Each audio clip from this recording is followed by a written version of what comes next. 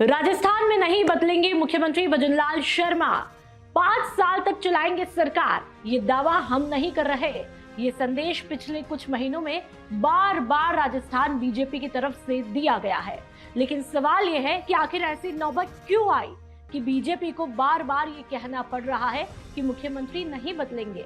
क्या राजस्थान में सचमुच सब कुछ ठीक चल रहा है, या फिर सत्ता के गलियारों में ऐसी चर्चाएं हैं जिन्हें बार बार दबाना पड़ रहा है। और सबसे दिलचस्प बात, जिस विपक्ष को मुख्यमंत्री बदलने की मांग करनी चाहिए, वही विपक्ष अब कह रहा है नहीं, मुख्यमंत्री नहीं बदलने चाहिए। राजस्थान की राजनीति में शायद पहली बार ऐसा हो रहा है कि सत्ता अपनी स्थिरता साबित करने में लगी है और विपक्ष उसी स्थिरता की दुआ भी कर रहा है। आखिर इसके पीछे का राजनीतिक गणित है क्या? क्यों पूर्व मुख्यमंत्री यानी कि अशोक गहलोत ने लगभग 15 दिन पहले बयान दिया कि भगवान करे भजनलाल शर्मा 5 साल मुख्यमंत्री बने रहे? क्या ये तारीफ है, क्या ये तंज है, या फिर 2028 के चुनाव से पहले बिछाई जा रही सबसे बड़ी राजनीतिक बिसात? क्योंकि ये कहानी सिर्फ एक बयान नहीं, बल्कि राजस्थान की सत्ता, बीजेपी के अंदरूनी समीकरणों, कांग्रेस की रणनीति और आने वाले विधानसभा चुनावों की दिशा तय करने वाली कहानी है। दिसंबर 2023 जब राजस्थान विधानसभा चुनाव के नतीजे आए तो माना जा रहा था कि मुख्यमंत्री पद किसी बड़े और अनुभवी चेहरे को मिलेगा।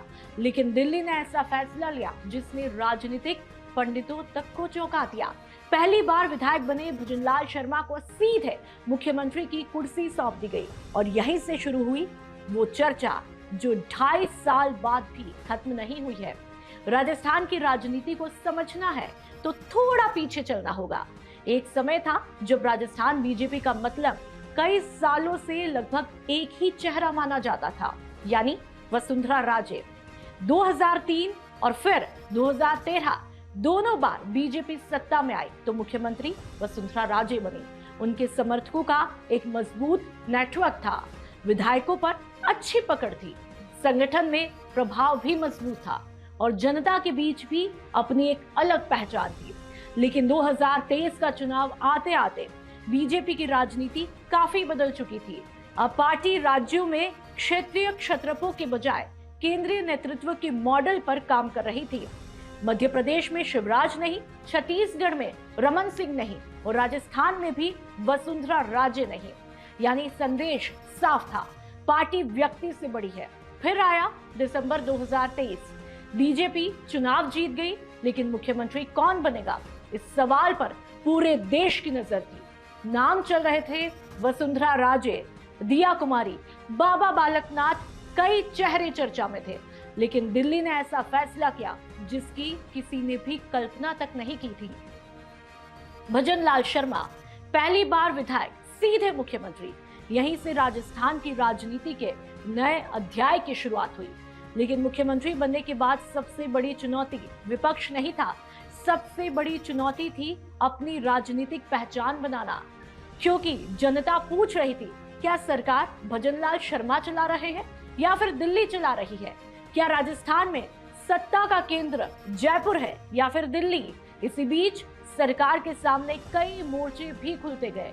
पेपर लीक का मुद्दा, पानी का संकट, स्थानीय निकाय और पंचायत चुनावों में देरी, बेरोजगारी का सवाल, कानून व्यवस्था पर विपक्ष के हमले और इन्हीं मुद्दों को पकड़कर कांग्रेस ने सरकार पर दबाव बनाना भी शुरू किया।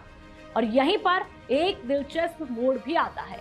पूर्व मुख्यमंत्री यानी कि अशोक गहलोत लगातार बार बार एक ही लाइन बोल रहे हैं, भगवान करे भजनलाल शर्मा 5 साल मुख्यमंत्री बने रहे। पहली नजर में समर्थन लगता है, लेकिन राजनीति में ये एक रणनीतिक हमला है। गहलोत जानते हैं कि अगर सरकार बीच में चेहरा बदलती है तो एंटी इनकम्बेंसी का बड़ा हिस्सा नए चेहरे के आने से कम हो सकता है। लेकिन अगर वही चेहरा पूरे 5 साल रहता है तो जनता का फैसला भी उसी चेहरे के कामकाज पर होगा।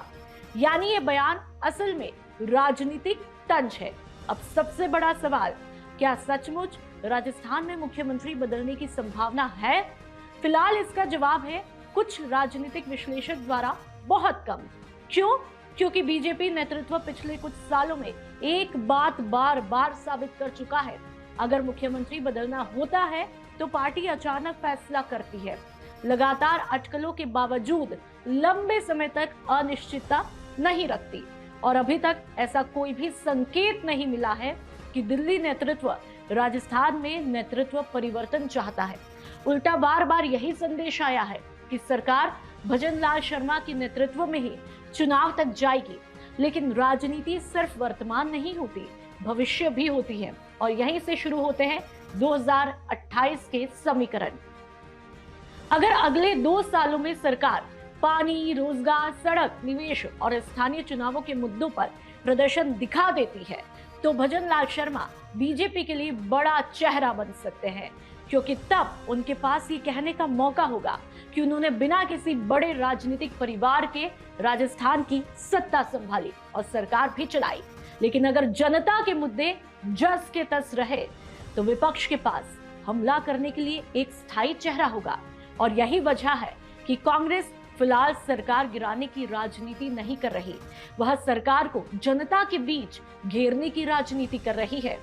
एक और दिलचस्प पहलू ये भी है कि राजस्थान कांग्रेस भी पूरी तरह शांत नहीं है। गहलोत और सचिन पायलट के बीच सालों पुरानी खींचतान किसी से छिपी नहीं है। हालांकि दोनों सार्वजनिक मंचों पर कई बार एक साथ भी दिखाई देते हैं, लेकिन कांग्रेस का भविष्य नेतृत्व किसके हाथ में होगा, ये सवाल अभी भी पूरी तरह खत्म नहीं हुआ है। यानी 2028 तक बीजेपी ही नहीं, कांग्रेस के भीतर भी कई समीकरण बनने और बिगड़ने वाले हैं और यही इस पूरी कहानी का सबसे बड़ा निष्कर्ष भी है। आज राजस्थान की राजनीति में लड़ाई सिर्फ बीजेपी बनाम कांग्रेस की नहीं है, ये लड़ाई नेतृत्व की है, नैरेटिव की है और 2028 के चेहरे की है। एक तरफ बीजेपी भजनलाल शर्मा को स्थिरता का चेहरा बनाना चाहती है तो दूसरी तरफ कांग्रेस चाहती है कि जनता अगले चुनाव तक उसी चेहरे को याद रखे।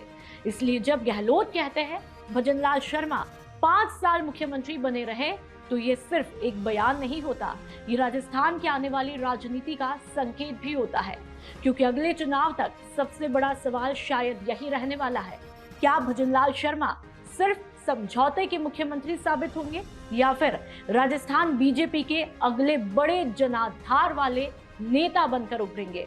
और इस सवाल का जवाब आने वाले 2 साल की राजनीति तय करेगी। मरुधरा से खुद को जोड़ने के लिए सब्सक्राइब करें और बने रहें पीके टाइम्स के साथ।